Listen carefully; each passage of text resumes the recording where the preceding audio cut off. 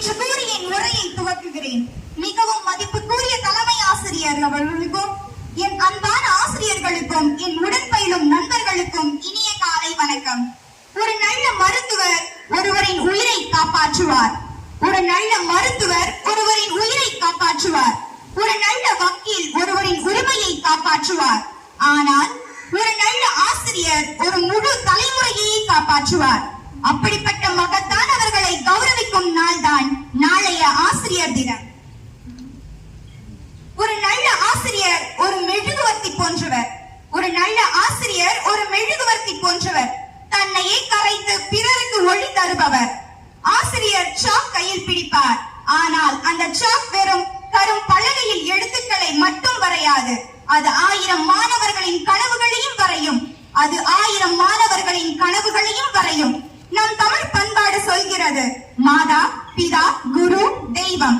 தாய் தந்தை பிறவியை அளிக்கிறார்கள், ஆனால் குரு வாழ்க்கையை அளிக்கிறார். முன்னாள் குடியரசுத் தலைவர் அப்துல் கலாம் அழகாக சொன்னார்கள், ஆசிரியர்களே நீங்கள் தான் நாட்டின் உண்மையான செல்வம். நீங்கள் உருவாக்கும் மாணவர்கள் தான் நாளைய இந்தியா. நீங்கள் உருவாக்கும் மாணவர்கள் தான் நாளைய இந்தியா. தெய்வத்தை நாமே பார்க்க முடியாது, ஆனால் தெய்வத்தின் உருவமாக இருக்கும் ஒருவரை நம்மால் தினமும் பார்க்க முடிகிறது. ஆசிரியர்கள் எங்களுக்கு ஒரு மொழியை மட்டும் கற்றுக் கொடுக்கவில்லை. ஆசிரியர்கள் பாடத்திட்டத்தை மட்டும் கற்றுக் கொடுக்கவில்லை. அவர்கள் ஒரு வாழ்க்கையை வாழ்வதை கற்றுக் கொடுக்கிறார்கள். அவர்கள் ஒரு நாட்டை உருவாக்குகிறார்கள். நாட்டின் எல்லையை காக்கும் படை வீரனும், நீதியை காக்கும் நீதிபதியும், உயிரை காக்கும் மருத்துவரும்.